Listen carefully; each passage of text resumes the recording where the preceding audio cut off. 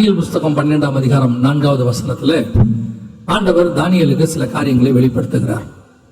வெளிப்படுத்திவிட்டு இதை எல்லாவற்றையும் எழுதி ஒரு புஸ்தகமாக எழுதி அதை முத்திரை போடு என்று சொல்லுகிறார்.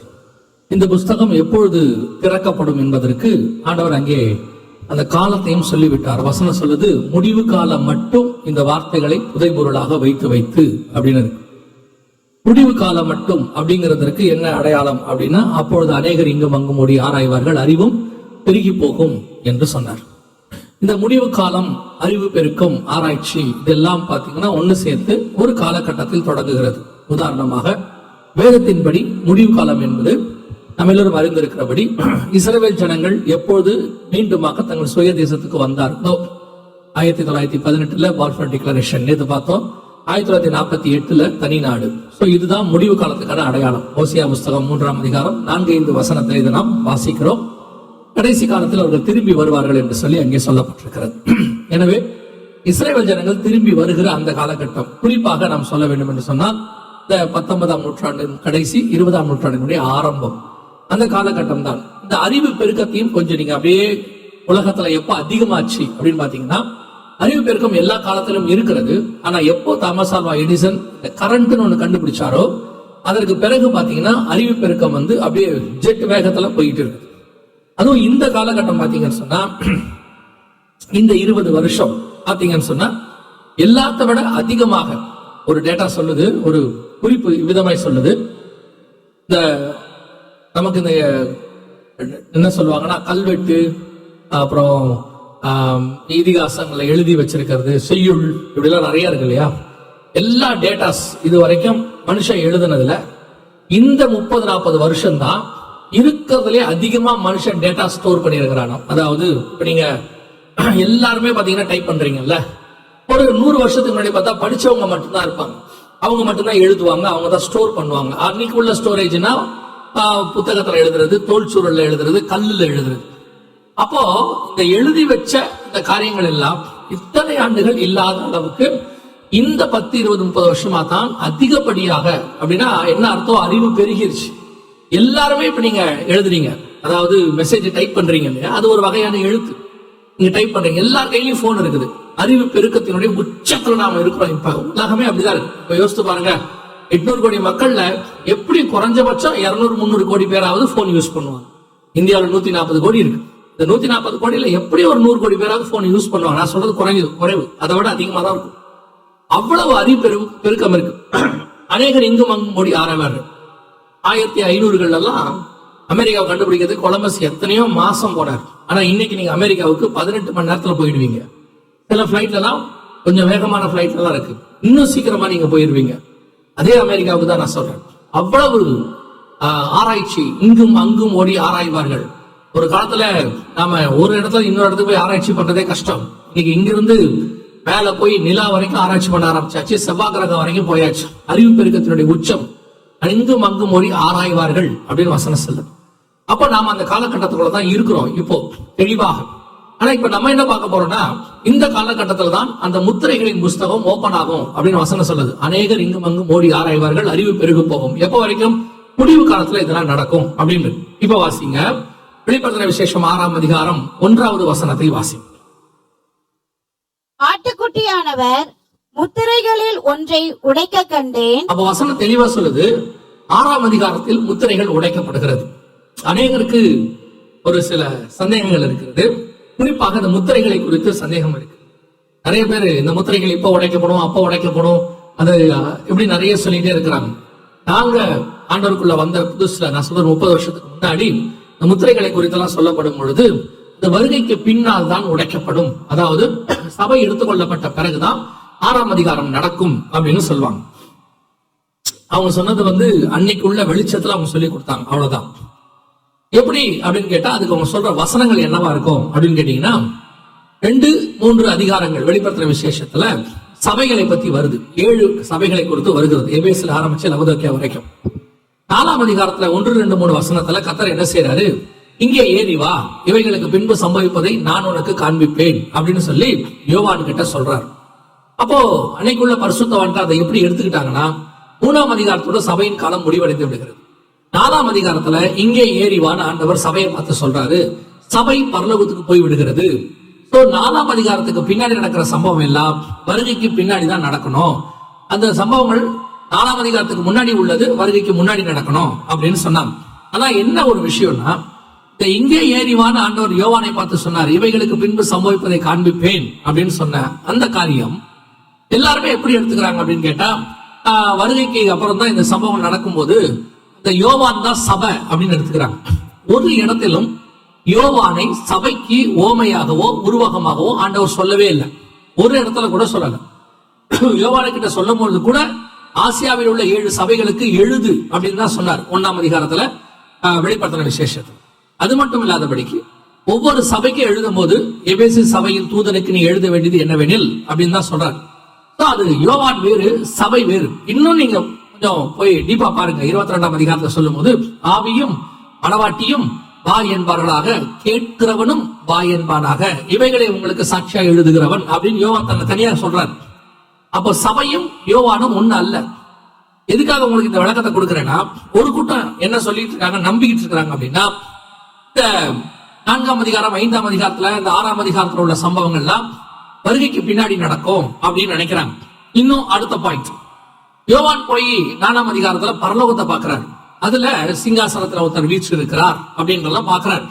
நான் சிங்காசனத்தை கண்டேன், அதில் ஒருவர் வீற்று இருந்தார், அதை சுற்றிலும் ஒரு வானவில் இருந்தது, அது மரகத்தை போல் இருந்தது, சுற்றி 24 மூப்பர்கள், 4 ஜீவன்கள், 7 ஆவிகள் எல்லாம் பார்க்கிறார். ஆனால் சபையை அங்கே பார்த்ததாக சொல்லவில்லை. அங்க சபை இருக்கிறதாக அவர் பார்க்கவே இல்லை. ஆனால் 5ஆம் அதிகாரத்திலையும் அவர் சிங்காசனத்தை பார்க்கிறார். சிங்காசனத்தில் ஒருவர் வீற்று இருந்தார், அவர் நீடித்த ஆயுசுள்ளவர். அப்புறம் இயேசு பத்தி சொல்லும் பொழுது ஆட்டுக்குட்டி வண்ணமாக, அடிக்கப்பட்ட வண்ணமாக இருக்கிற ஆட்டுக்குட்டியானவர் அங்கே வந்தார், யூதா கோத்திரத்து சிங்கமும் தாவீது நேருமானவர், எல்லாம் அப்படி இருக்கு. அப்படி இருக்கும்போது சபையை பார்த்ததாக அவர் சொல்லல. 4ஆம் அதிகாரத்திலும் சொல்லல, 5ஆம் அதிகாரத்திலும் சொல்லல. ஆனால் 7ஆம் அதிகாரத்துல அவர் என்ன செய்யறாரு, சிங்காசனத்தை பார்க்கிறார். நல்லா கவனிச்சு கொள்ளுங்க. ஏன் இந்த இன்ட்ரோடக்ஷன் கொடுத்துட்டு நான் செய்திக்குள்ள போறேன்னா, ஒரு பெரிய கூட்டம் இந்த செய்தி எல்லாம் தப்பு, நம்பாதீங்க, முத்திரை எல்லாம் இன்னும் உடைக்கப்படல அப்படின்னு சொல்லிக்கிட்டே இருக்கிறாங்க. நீங்க அதை புரிஞ்சுக்கிறதுக்கு இப்ப அவங்களுக்குமே நாங்க சொல்றோம், அப்பனா முத்திரைகள் உடைக்கப்படுறதுக்கு முன்னாடி சபை பரலோகத்துல இருக்கிறதுக்கான ப்ரூஃப் என்ன வசனத்துல இருக்குன்னா அதையும் சொல்ல மாட்டேங்கிறாங்க. அப்போ வசனத்தின்படி 7ஆம் அதிகாரத்துல 9வது வசனத்துலதான் சபை பரலோகத்தில் நிற்கிறதை யோவான் பார்க்கிறார். வாசிங்க 7ஆம் அதிகாரம் 9ஆம் வசனம், வெளிப்படுத்தின விசேஷம். 7ஆம் அதிகாரம் 9ஆம் வசனம், வெளிப்படுத்தின விசேஷம். இவைகளுக்கு பின்பு நான் பார்த்த பொழுது இதோ சகல ஜாதிகளிலும் கோத்திரங்களிலும் ஜனங்களிலும் பாஷைக்காரர்களிலும் இருந்து வந்ததும் ஒருவனும் எண்ணக்கூடாததுமான திரளான கூட்டமாகிய ஜனங்கள் வெள்ளை அங்கிகளை தரித்து தங்கள் கைகளில் குருத்தோலைகளை பிடித்து சிங்காசனத்திற்கு முன்பாகவும் ஆட்டுக்குட்டியானவருக்கு முன்பாகவும் நிற்க கண்டேன். இதான் சபை நிக்கிறத அவர் பார்க்கிறார். சபை நிக்கிறத முதலாம்ல பார்க்கல, 4ஆம் அதிகாரத்துல பார்க்கல, 5ஆம் அதிகாரத்துல பார்க்கல, 7ஆம் அதிகாரத்துல சபை நிக்கிறத அவர் பார்க்கிறார். சரி, இந்த கூட்டம் சபைதானா அப்படிங்கிறதுக்கு ஏதாவது சந்தேகம்? ஒருவேளை இஸ்ரவேல் கோத்திரமா இருந்தா இப்படி அப்படின்னு கேட்டீங்கன்னா, அதே 7ஆம் அதிகாரம் 1 முதல் 8 வசனத்துல இஸ்ரவேல் ஜனங்கள் 12,000 கோத்திரம் 1,44,000 பேரை குறித்து சொல்லப்பட்டிருக்கு. அவங்கள பத்தியும் அங்க விளக்கமா இருக்கு. சோ அவங்கள பத்தின எண்ணிக்கை அங்க இருக்கு. ஆனா இந்த ஜனங்க யார் அப்படின்னு அடுத்து கேட்கிறான் அங்க இருக்கிற தூதன். அப்ப யோவான் சொல்றாரு, தெரியல. அப்போ தூதன் அதுக்கான விளக்கத்தை சொல்றாரு.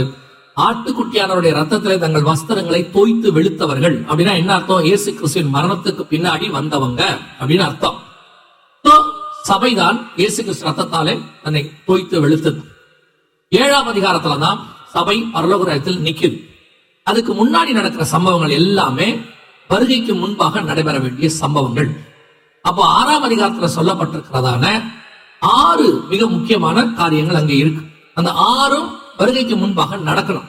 இப்போ நாம மத்திய 24ஆம் அதிகாரத்துல இயேசு கிட்ட போய் ஒரு கேள்வி கேட்கிறாங்க, உங்களுடைய வருகைக்கும் உலகத்தின் முடிவுக்கும் அடையாளம் என்ன, எங்களுக்கு சொல்ல வேண்டும் என்று சொல்லி. அப்ப அந்த வருகைக்கான அடையாளங்களை இயேசு சொல்லும் பொழுது 8வது வசனம் வரைக்கும் ஒரு செட் ஆஃப் அடையாளங்கள் சொல்றாரு.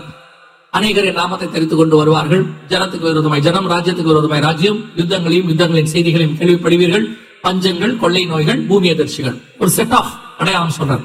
சொல்லிட்டு இவைகள் எல்லாம் வேதனைகளுக்கு ஆரம்பம். அப்பொழுது உங்களை உபத்திரவங்களுக்கு ஒப்பு கொடுப்பார்கள் ஒரு பார்ட். அடுத்து 9ஆம் வசனத்துல இருந்து அடுத்த பார்ட் பேசுறார். அப்போ வருகைக்கான அடையாளங்கள்ல அந்த 6-7 காரியங்கள் அங்க இயேசு பேசுறார். அந்த 6 காரியங்களும் இங்க இருக்கும். நீங்க வாசிக்கிறதான வெளிப்படுத்தின விசேஷம் 6ஆம் அதிகாரத்துல 6 முத்திரைகள்ல அவர் சொல்லக்கூடிய அடையாளங்கள், அந்த அடையாளங்களுடைய விளக்கங்கள் இங்க இருக்கும். இதைத்தான் நாம புரிஞ்சுக்கணும்னு சொல்றேன். சில நேரங்களில நாம் ஒரு காரியத்தை நினைச்சுக்கிட்டு இருப்போம், வசனம் வேற மாதிரி இருக்கும். நாம நினைச்சுக்கிட்டதுனால வசனத்தை அதுக்கேற்ற மாதிரி மாற்ற முடியாது. ஒரு உதாரணமா சொல்றேன். எல்லாரும் யோவான் ஸ்நானகனை இயேசு கிறிஸ்துன்னு நினைச்சுக்கிட்டாங்க. நினைச்சுக்கிட்டு, அதாவது மேசியான்னு நினைச்சுக்கிட்டாங்க. நினைச்சிட்டு அவர்கிட்ட போய் கேட்கிறாங்க, நீ மேசியாவா, நீதான் வருகிறவர் தான் அப்படின்னு. அவர் சொல்றாரு, நான் இல்லை, எனக்கு பின்னாடி ஒருத்தர் வராரு. அப்ப ஜனங்கள் அவர்தான் சொல்லி தப்பா புரிஞ்சுக்கிட்டாங்க. அவ்வளவுதான். அந்த புரிஞ்சுக்கிட்ட ஜனங்களுக்கு விளக்கத்தை கொடுத்தோன்னா அவங்க ஏத்துக்கிறாங்க. இதே ஜனங்கள் திருப்பி இயேசு கிட்ட போய் கேட்கிறாங்க, நீதான் மேசியாவா, எங்களுக்கு சொல்லும் அப்படின்னு. இயேசு சொல்றாரு, நான் உங்களுக்கு பல முறை சொன்னேன், நீங்கள் என் மந்தையின் ஆடுகளாக இராதபடியினாலே நீங்கள் என்னை ஏற்றுக்கொள்ளவில்லைங்கிறார். யோசிச்சு பாருங்க, இல்லாதவர்கிட்ட போய் நீங்க தானான்னு கேட்கிறாங்க, இருக்கிறவர் நான் தான் சொல்றாரு, அவங்ககிட்டயும் போய் கேட்கறாங்க நீங்க தானா அப்படின்னு சொல்லி. அதே கன்ஃபியூஷன் இன்னைக்கும் இருக்கு. நிறைய வசனங்களுக்கு நம்ம விளக்கம் கொடுக்கும் போது அந்த விளக்கத்தை ஏற்றுக்கொள்ள மனம் இல்லை. தப்பான விளக்கம் கொடுக்கிறவங்கள கரெக்டா ஏற்றுக்கொள்றாங்க. இன்னைக்கு ஒரு குரூப் அப்படி இருக்கு. உங்களுக்கு இந்த விளக்கத்தை நாங்கள் சொல்லுகிறோம். 6ஆம் அதிகாரத்தில் நடக்க வேண்டிய சம்பவங்கள் எல்லாம் நம் கண்களுக்கு முன்பாக ஏற்கனவே நடக்க ஆரம்பித்து விட்டது. ஒவ்வொரு முத்திரையாக உடைக்கப்பட்டுக் கொண்டே இருக்கிறது. இந்த ஒவ்வொரு முத்திரையாக நம்மளை நேற்று சொன்ன பாருங்க, அதான் திருப்பி சொல்றேன். நம்ம காலத்துல ஒரு சம்பவம் நடக்குதுன்னா பைபிள்ல உள்ளது நமக்கு அது கொஞ்சம் கஷ்டமா இருக்கு. அது எப்படிங்க நம்ம காலத்துல உள்ளதெல்லாம் பைபிள்ல இருக்குமா அப்படின்னு கேக்குறாங்க. ஆனா இதுவே ஒரு 1000 வருஷத்துக்கு முன்னாடி உள்ளது இருக்கு. அடுத்த 1000 வருஷம் கழிச்சு நடக்க வேண்டியது அதுவும் இருக்கு. அதுல எந்த மாற்று கருத்தும் இல்லை. ஆனா இப்ப நம்ம கிட்ட இருக்கிற காலம் இருக்கானா அதுக்கு ஒத்துக்க மாட்டாங்க. ஏன்னா நம்ம காலம் மாடர்ன் காலம், பைபிள்ல அதெல்லாம் இருக்காது அப்படின்னு மென்டலி நம்ம ப்ரிப்பேர் ஆயிட்டோம்.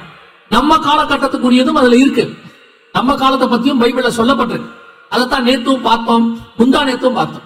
எகிப்துக்கு எண்ணெய் கொண்டு போகப்படுகிறது, இஸ்ரவேல் ஜனங்கள் திரும்பி வருவாங்க, எருசலேம் தலைநகராக மாறும், தேவாலயத்துக்கான இடத்துக்கு சண்டை நடக்கும். எல்லாமே இப்ப நம்ம காலத்துல இந்த 70 வருஷத்துக்குள்ள நடந்துகிட்டு இருக்கு. அதைத்தான் உங்களுக்கு எக்ஸ்பிளைன் பண்ணிட்டு இப்ப நாம பார்க்க போற சம்பவம் எல்லாம் நம்ம காலத்துல நம்ம கண்களுக்கு முன்பாக இஸ்ரவேல் ஜனங்கள் திரும்பி வந்த பிறகு நடந்த சம்பவம். 6ஆம் அதிகாரம் வெளிப்படுத்தின விசேஷத்துல ஏறக்குறைய நாம இன்னைக்கு 3வது முத்திரையிலிருந்து 4வது முத்திரைக்கு நேரம் போயிட்டே இருக்கிறோம். அந்த இடத்துக்கு நம்ம வந்துட்டோம்.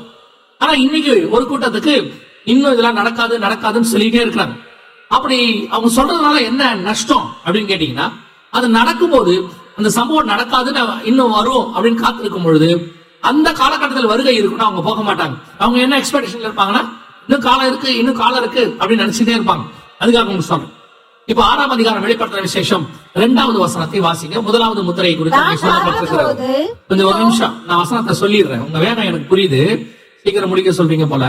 ஆனாலும் நான் அவங்க வசனத்தை சொல்லிட்டா நீங்க வாசிக்கிறது ஈஸியா இருக்கு. 6ஆம் அதிகாரம் 2ஆம் வசனம் வெளிப்படுத்தின விசேஷம் வாசி. நான் பார்த்தபோது இதோ ஒரு வெள்ளை குதிரையை கண்டேன். அதில் மேல் ஏறி இருந்தவன் வில்லை பிடித்திருந்தான். அவனுக்கு ஒரு கிரீடம் கொடுக்கப்பட்டது. அவன் ஜெயிக்கிறவனாகவும் ஜெயிப்பவனாகவும் புறப்பட்டான்.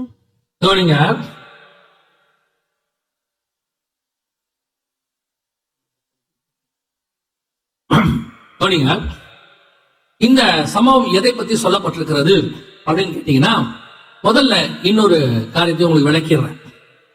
அப்பதான் உங்களுக்கு இந்த நான் எடுக்கிற செய்தி மொத்தம் புரியும். அங்க பாத்தீங்கன்னா 4 வகையான குதிரைகளை குறித்து ஆண்டவர் சொல்லியிருக்கிறார்.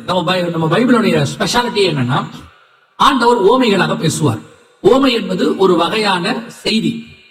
எப்படி சங்கீதம் ஒரு வகையா இருக்கு, அப்புறம் தீர்க்க தரிசனம் ஒரு வகையா இருக்கு, அப்புறம் நியாயப்பிரமாணம் ஒரு வகையா இருக்குது. அந்த மாதிரி ஓமையும் ஒரு வகையான செய்தி. ஆண்டவர் சொல்வார், ஒன்றை சொல்லி இன்னொன்றை புரிய வைப்பது, அதான் ஓமை. அந்த ஓமையா கொடுக்கப்படுகிறதுல சில விளக்கங்கள், எல்லாத்துக்கான விளக்கங்களும் பைபிள்லயே இருக்கும். நீங்க வெளியே போய் தேட வேண்டியதில்லை, யூகிக்க வேண்டியதில்லை, எதுவும் செய்ய வேணாம்.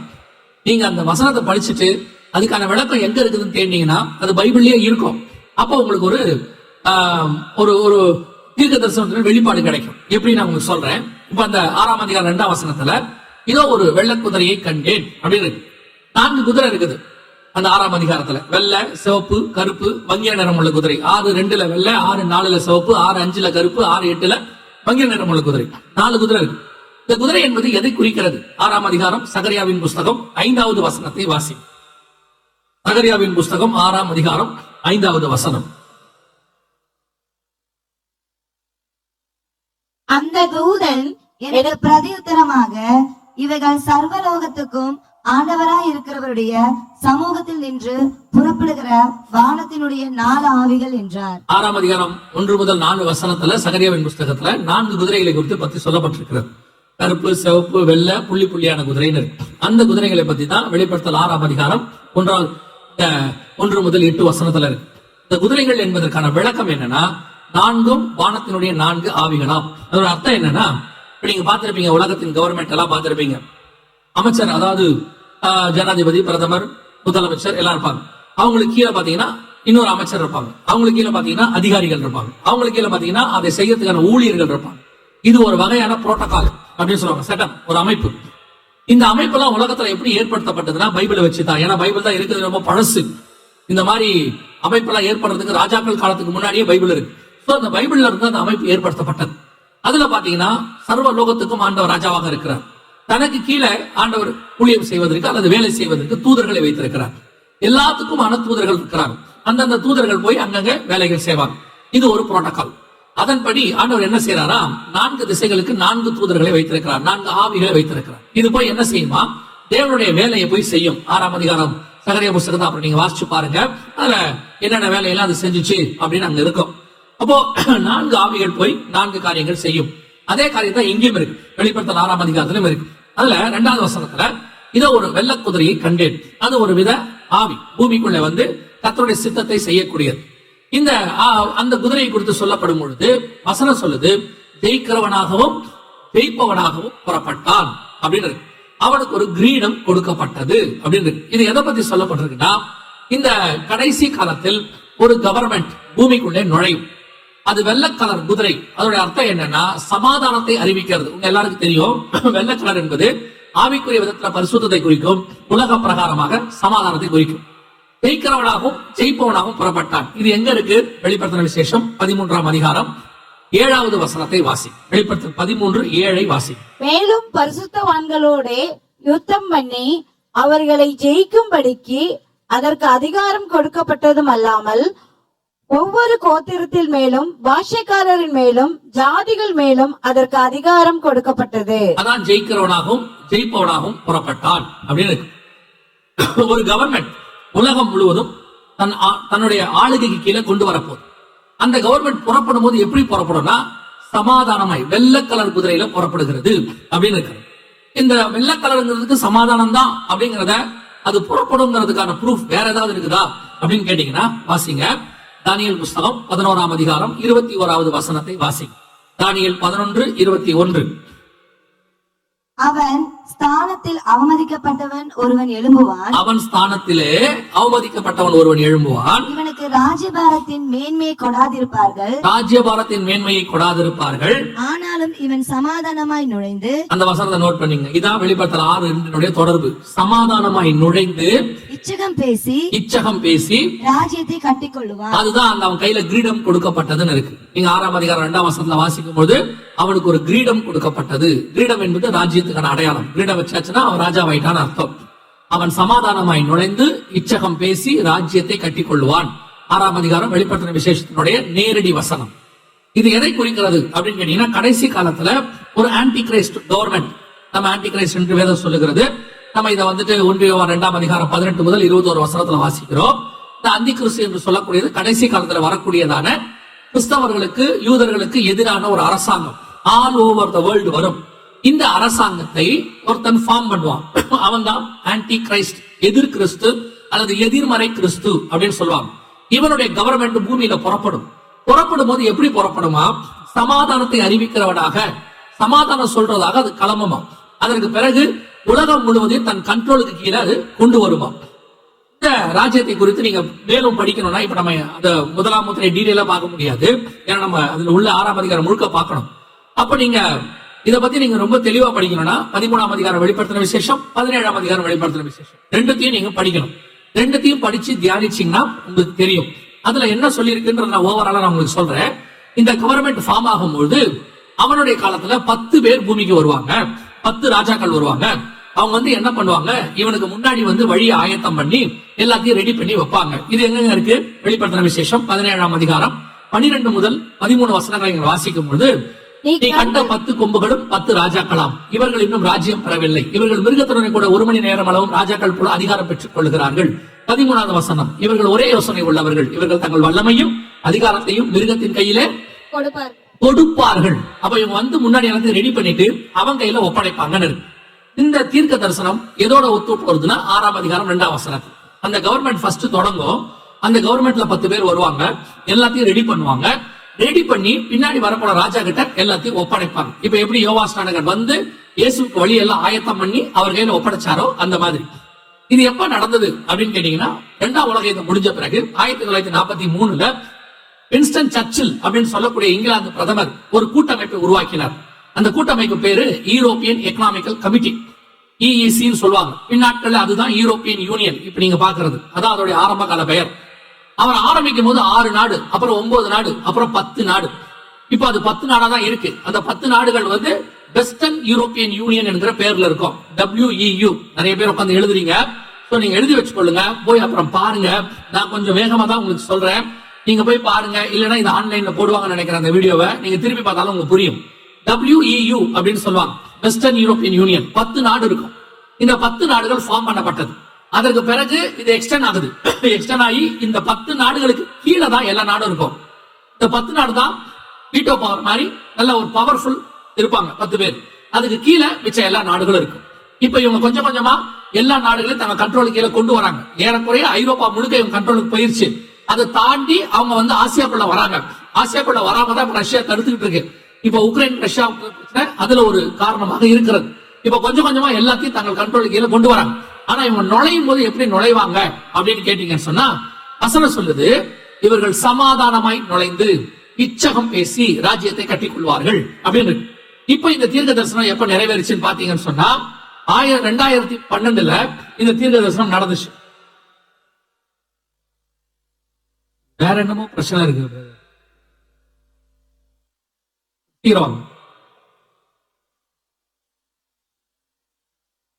பாருங்க,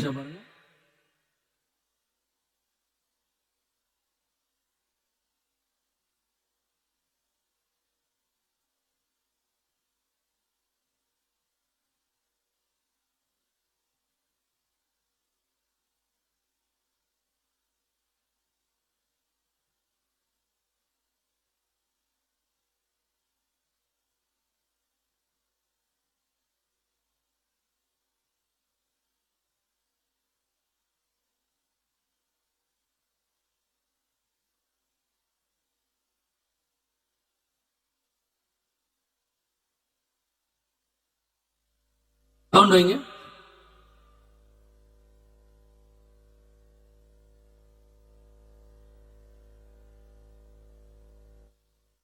விட்டுருங்க, கவனிங்க. இந்த வீடியோல அவர் என்ன சொல்றாரு அப்படின்னு கேட்டீங்கன்னு சொன்னா, 2012க்கான சமாதானத்துக்கான நோபல் பரிசு யூரோப்பியன் யூனியனுக்கு வழங்கப்படுவதாக அவர் சொல்றார். இந்த வீடியோல அவர் சொல்லக்கூடியது 2012க்கான நோபல் பரிசு யூரோப்பியன் யூனியனுக்கு. இந்த சமாதானத்துக்கான நோபல் பரிசு இதுவரைக்கும் எந்த நாட்டுக்கும் கொடுக்கப்பட்டதே இல்லை, மனுஷனுக்கு மட்டும்தான் கொடுக்கப்பட்டிருக்கு. இதுவரைக்கும் ஒரே ஒரு தடவை, முதல் தடவை ஒரு நாட்டுக்கு கொடுக்கப்படுகிறது. இது இல்லாம மனுஷன் இல்லாம இன்னொன்னு கொடுத்தாங்கன்னா அது யுனெஸ்கோன்னு சொல்லக்கூடியதான யூஎனுடைய ஒரு நிறுவனம், அவங்களுக்கு கொடுத்தாங்க. அதை தவிர்த்து வேற யாருக்கும் இதுவரைக்கும் சமாதானத்துக்கான நோபல் பரிசு ஒரு நாட்டுக்கு கொடுக்கப்பட்டதல்ல. ஆனா அங்க வசனம் சொல்லுது, வெள்ளை கலர் குதிரை புறப்பட்டது. அது ஒரு கவர்மெண்ட், ஒரு வெள்ளை கலர் குதிரை புறப்பட்டது. சமாதானத்தை, வெள்ளை கலர்னா சமாதானத்தை, சமாதானமாய் நுழைந்து இச்சகம் பேசி ராஜ்யத்தை கட்டிக் கொள்வான். 2012ல இது புறப்பட்ட போது இப்போ டோட்டல் வேர்ல்டும் நல்லா கவனிச்சீங்கன்னா அமெரிக்காவுடைய டவுனை பாக்குது. நாங்க இந்த காலம் இது வந்ததுல இருந்து நாங்க சொல்லிட்டு இருக்கிறோம், அமெரிக்கா வீழ்ச்சி அடையும், அமெரிக்கா வீழ்ச்சி அடையும் சொல்லி. நேற்று உங்களுக்கு சொன்னேன், $5 trillion வரைக்கும் அவுட். இன்னைக்கு மட்டுமே $10 லட்சம் கிட்ட அவுட். அமெரிக்காவுடைய எல்லாம் டவுன் ஆகிட்டே இருக்கு. மொத்தமா எத்தனையோ கம்பெனிஸ் க்ளோஸ் பண்றாங்க. அமெரிக்காவுடைய 2 முக்கியமான காரணம், அதாவது வல்லரசா இருப்பதுக்கு, ஒன்னு படைபலம், இன்னொன்னு பணபலம். அமெரிக்காவுடைய படைபலம் 2004 இருந்தே கீழே விட தொடங்கிருச்சு. பென்டகன் அடிச்சதுல இருந்து இப்ப பாத்தீங்கன்னா ஹவுதீஸ் எல்லாம் அமெரிக்காவை அடிக்குது. அமெரிக்காவை யாராவது தொட்டா அந்த நாட்டே இல்லாம பண்ணிட்டோம். அமெரிக்கா 1991 சதாம் ஹுசேன்ல போட்டு என்ன பண்ணாங்கன்னு உங்க எல்லாருக்கும் தெரியும். அமெரிக்கா அந்த மாதிரி தன்னை ஏதாவது ஒண்ணு செஞ்சா அவ்வளவு செய்யும். ஆனா இன்னைக்கு ஹவுதீஸ்ங்கிறது ஒரு சின்ன ஏமன்ல இருக்கக்கூடியதான ஒரு சின்ன கவர்மெண்ட். அவங்க அடிச்சுட்டே இருக்காங்க. அமெரிக்காவோட ஒண்ணுமே செய்ய முடியல. என்னமோ பண்றாங்க, ஒண்ணும் செய்ய முடியல. அந்த அளவுக்கு அமெரிக்கா வீக் ஆயிடுச்சு. இப்போ பொருளாதாரம் அட்டர்மோஸ்ட் அவுட், ஃபுல் அவுட். படைபலமும் விழுந்துருச்சு, பணபலமும் விழுந்துருச்சு. 2012 இருந்து அமெரிக்கா விழும் என்று சொல்லிக் கொண்டிருக்கிறோம். இப்போ அமெரிக்கா வீழ்ச்சி அடைந்துட்டது. அந்த இடத்துல மாற்றாக இன்னொரு வல்லரசு உருவாகணும். ஏன் அவர் வருவாரா, இந்த நாடு வருமா, அந்த நாடு வருமா அப்படின்னு எல்லாரும் நினைச்சிட்டு இருக்கிறாங்க. வேதத்தின் படி அடுத்து யூரோப்பியன் யூனியன் எழும்பும். யூரோப் மேல எழும்பும். யூரோ கரன்சி தான் உலகத்தினுடைய மைய கரன்சியாக மாறும். இப்போ அமெரிக்க இந்த டாலருக்கு பதிலாக அமெரிக்கா 1931 அந்த இடத்துக்கு வந்துச்சு. அதுக்கு முன்னாடி யூகே உடைய பவுண்டு தான் இருந்துச்சு. யூகே கீழே விழுந்து யுஎஸ் வந்துச்சு. இப்ப யுஎஸ் விழுது, EU வருது. இப்போ கர்த்தர் சொன்னபடி துல்லியமாக கடைசி காலத்தினுடைய தீர்க்க தரிசனம் நம் கண்களுக்கு முன்பாக முதலாவது முத்திரை உடைக்கப்பட்டு ஆன்டி கிரைஸ்டுடைய கவர்மெண்ட் வேர்ல்ட் வைட் ஃபார்ம் ஆயிடும். இந்த கவர்மெண்ட்டை பத்தி மட்டுமே எடுக்கணும்னா ஒரு நாள் எடுக்கணும். அந்த அளவுக்கு இவங்களை பத்தி டீடைல் பைபிள்லயும் இருக்கு, நம்ம கண்ணுக்கு முன்னாடி நடந்திருக்குது. எல்லாமே துல்லியமாக இந்த 12 வருஷம் எல்லாமே துல்லியமா நடந்து இன்னைக்கு இவங்க கவர்மெண்ட் தான் உலகத்தை ஆளுகை செய்யுங்கிற இடத்துக்கு வந்துடுச்சு. இப்ப வீழ்ச்சிக்கு அமெரிக்கா விழணும், அந்த இடத்துக்கு ஒரு யுத்தம் வரணும். யுத்தம் முடிஞ்ச நேத்து பார்த்த யுத்தம் அது முடிஞ்ச உடனே இவங்க வல்லரசா எழும்புவாங்க. இந்த வல்லரசுடைய கடைசி ராஜா தான் ஆன்டி கிரைஸ்ட். அவன் வருவதற்கு முன்பதாக இந்த அரசாங்கம் ஆரம்பிக்கும் பொழுதே நம்முடைய வருகை இருக்கும், கர்த்தருடைய வருகை இருக்கும் என்று எதிர்பார்க்கப்படும். அப்பனா நமக்கு வருகை எவ்வளவு சீக்கிரத்துல இருக்குன்னு பாருங்க. ஆன்டி கிரைஸ்டுடைய கவர்மெண்ட் எழும்பிருச்சு. இதுல அவன் உட்காரணும், அவ்வளவுதான். அதுக்கு முன்னாடிதான் இயேசு வருவேன் என்று வாக்கு பண்ணினார். நேத்து அதுதான் சொன்னேன். இவைகள் சம்பவிக்க தொடங்கும் போது நம்முடைய மீட்பு சமமாக இருக்கிறது. அதுதான் ஒவ்வொரு காரியத்திலும் நீங்க புரிஞ்சுக்கணும். கர்த்தருடைய வருகை எப்ப வேணாலும் சம்பவிக்கும். ஆண்டவர் வரத்துக்கு முன்னாடி எழும்ப வேண்டிய கவர்மெண்ட் இப்ப ரெடியா இருக்கு நம்ம கண்ணுக்கு முன்னாடி. இந்த கவர்மெண்ட்ல வர ஒருத்தவன் ஆன்டி கிரைஸ்டாக இருப்பான். யாராவது இப்படி யோசிச்சு பாருங்க. ஜெர்மனி மாதிரி ஒரு நல்ல நாடு ஒரு காலத்துல கிடையாது. அதுல ஹிட்லர்னு ஒருத்தர் வருவார்னு எதிர்பார்த்தாங்களா? இல்ல. ஒரு காலகட்டத்தில் ஸ்ரீலங்கா மாதிரி ஒரு நல்ல கவர்மெண்ட் கிடையாது. அதுல யாராவது ராஜபக்ஷ மாதிரி ஒரு ஆள் வருவாங்க எதிர்பார்த்தாங்களா? இல்ல. கொன்று குவிச்சாங்க ஜனங்களை போட்டு. அதே மாதிரிதான் அமெரிக்கால இருந்த கவர்மெண்ட்ல இப்ப ட்ரம்ப் பண்ற மாதிரி வேலையை ஒருத்தர் செய்வார்னு யாராவது எதிர்பார்த்தாங்களா? இல்ல. சடனா ஒரு ஆள் அப்படி எழும்புவாங்க. எப்படி எழும்புவாங்கன்னு தெரியாது. அவங்களுடைய மைண்ட் அப்படி ஆயிடும். அதே மாதிரிதான் யூரோப்பியன் யூனியன்ல ஒரு சர்வாதிகாரி எழும்புவார். ஏற்கனவே யூரோப்ல நிறைய சர்வாதிகாரிகள் எழும்பி இருக்கிறாங்க. நெப்போலியன்ல இருந்து, அப்புறம் நெப்போலியன் பிரான்ஸ்ல இருந்து வந்தாரு, அலெக்சாண்டர் கிரீஸ்ல இருந்து வந்தாரு. யூரோப்புக்குள்ள இருந்து நிறைய சர்வாதிகாரிகள் வந்திருக்காங்க. ஜெர்மனில இருந்து ஹிட்லர் வந்தாரு, இத்தாலியில இருந்து முசோலினி வந்தாரு. நிறைய சர்வாதிகாரிகள். அதுல கடைசியா வரப்போற ஆள் தான் இப்ப வரப்போறது. நம்ம கண்ணுக்கு முன்னாடி இந்த கவர்மெண்ட் இருக்கு.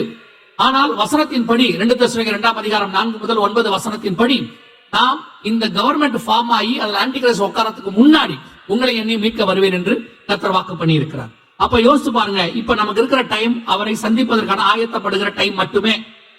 நமக்கு இருக்கிற காலகட்டம் அதுக்குரியதான். இன்னும் நீங்கள் நோவா காலத்தை போல புசித்து குடித்து பெண் கொண்டு பெண் எடுத்து இன்னும் 25 வருஷம் கழிச்சு என்ன நடக்கும், 50 வருஷம் கழிச்சு என்ன நடக்கும், அது நடக்கிறது நடக்கட்டும். இதுக்கு முன்னாடி 25 வருஷமா உங்களை எப்படி ஆண்டவர் நடத்தி கொண்டு வந்தாரோ, வருகை தாமதிச்சா அடுத்த 25 வருஷமும் நடத்த அவர் வல்லமை உள்ளவராக இருக்கிறார். நம்முடைய வேலை அவரை சந்திப்பதற்கு ஆயத்தப்படுவது மட்டும். உங்களுக்கு மிக தெளிவாக ஆண்டவர் சொல்லிட்டு இருக்கிறார். நீங்க அவருடையதான வருகைக்குண்டான ஜனங்களா இருக்கிறபடினாலதான் ஆண்டவர் உங்ககிட்ட பேசிட்டு இருக்கிறார். உங்களுக்கு கொடுக்கப்படுகிற எச்சரிப்பு என்னன்னா, நீங்க ரெடியா ஆகிற காலம் வந்திருக்கு இயேசுவை சந்திப்பது. உங்க ஆவி ஆத்மா சரீரம் அவரை சந்திப்பதற்கு ரெடியா இருக்குதாங்கிறத ஒவ்வொரு நாளும் சுய பரிசோதனை பண்ணி பார்க்கணும்.